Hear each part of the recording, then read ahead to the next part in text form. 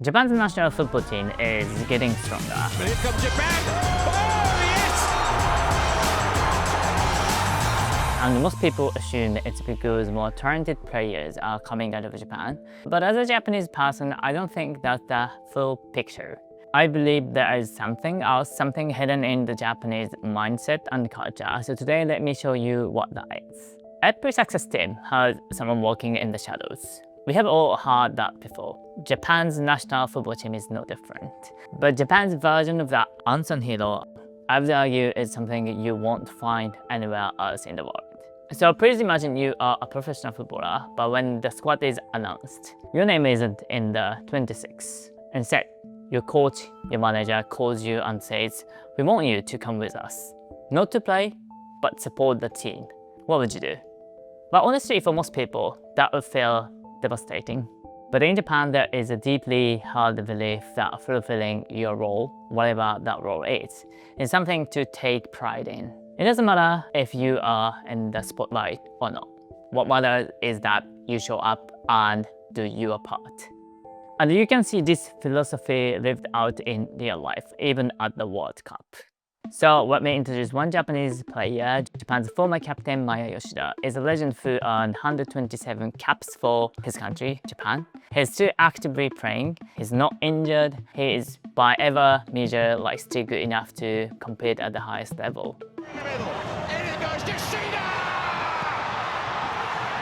But he wasn't selected in the 26-man squad of the World Cup, and yet when the coach asked him to join, he said yes. He traveled with the team, trained with the team, and prepared with the team. But when match day comes, he can only watch. I say this as a Japanese person myself. This is something we are taught from a young age. But living it is a completely different thing. When I played basketball in high school, there were times I couldn't get on the court. Those moments were frustrating and managing my own emotion was genuinely hard. I know it's not fair to compare an amateur like me to a professional athlete, but that's exactly why what Yoshida did is so extraordinary. This isn't something just anyone can do. And this connects to a deeper value in the Japanese culture, the importance of team harmony, or what the idea is that the group functions best when every single person, no matter how visible, commits fully to their role. And when people see someone sweating for the team despite being in a difficult situation, what do other players think?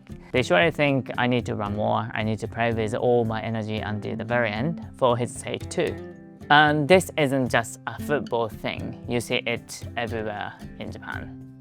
But Yoshida's example isn't the only one carrying this mindset. Look at the team as a whole and you start to notice something. After the matches, the Japanese team leaves their locker room spotless, but folded towels, no rubbish, sometimes even a thank you note in the local language. So why do they do this? Is it just good manners?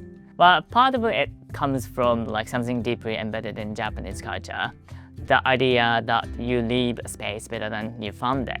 This isn't honestly unique to football. I played basketball from elementary school through high school, as I told you. Whenever we visited another school's gym or hostel teams at ours, we were always told to check before leaving. Not just forgotten items, but to make sure we left no trace behind. It was just part of how we were raised.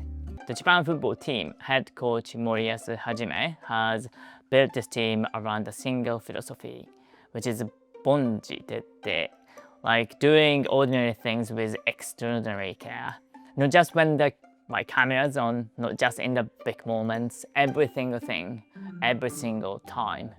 So I would say the locker room is just one example where punctuality, greetings, polishing boots after training, every small detail is treated as the same seriousness. Even Coach Moriyasu himself, after every match, win or lose, he bows deeply to the supporters and to the pitch. No one is asking him to. There's no rule that says he has to, but that's exactly the point. So Bonjitettei isn't about doing what's required, it's about doing what's liked every time without being told. However, it's also true that there are some negative opinions about such actions online. For example, You can't win a match just by picking up trash. And honestly, they are not wrong. So, if this philosophy doesn't directly help you win, why does it matter and why Japanese people think it's important? This is where you need to understand another fundamental part of the Japanese mindset, the idea that the process matters more than the result. Now, I'm not saying results don't matter. Of course they do, but especially in the World Cup, like a big event. But here is the thing, in the football, the outcome isn't entirely in your control, honestly. You can play the perfect match and still lose. A deflection, a missed call, a moment of bad luck, and it's over. We've seen it many times, haven't we? So what you can control is how you show up every single day. Whether you give full effort to the things that seem small, whether you cut corners when no one is watching, or whether you hold the standard regardless. So that's what Bonjitettei is really about. If you've done everything right, train hard, stay disciplined, polish your boots, like clean your locker room, whatever, and you still lose, then that the result is something you can truly accept. There's no room for regret. But you gave everything you had.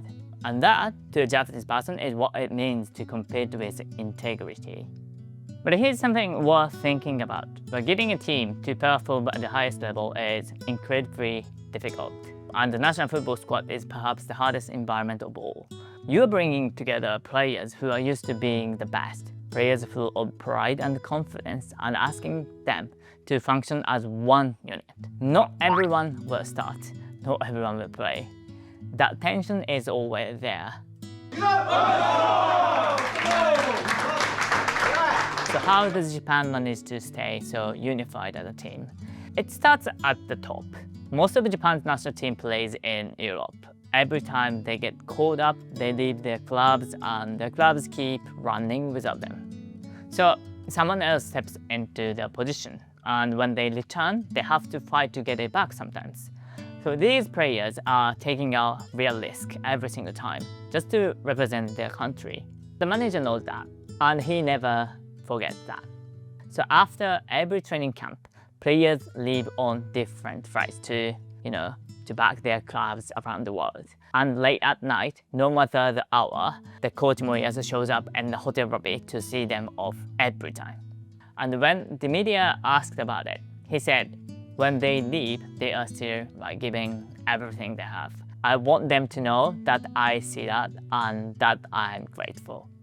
This is something deeply rooted in the Japanese culture. In Japan, there is a word you hear constantly, "otsukaresama." It literally means you must be tired, but it's used to acknowledge someone's effort and hard work. You say it to a colleague leaving the office, you say it to a teammate after a tough practice.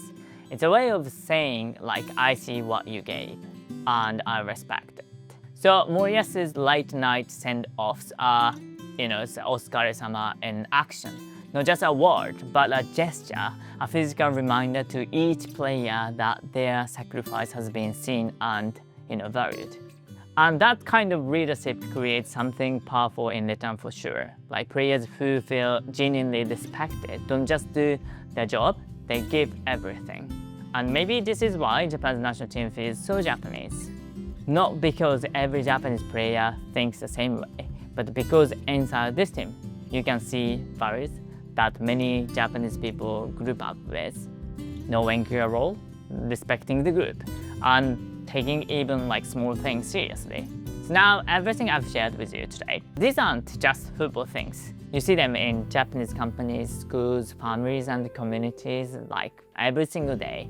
And personally, as a Japanese, I think it's kind of a beautiful philosophy. There is a real dignity in showing up fully and doing the small things right and putting the group before yourself.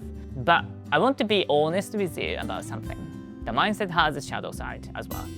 In Japan, there are people who take these values so deeply to heart that they lose themselves in the process.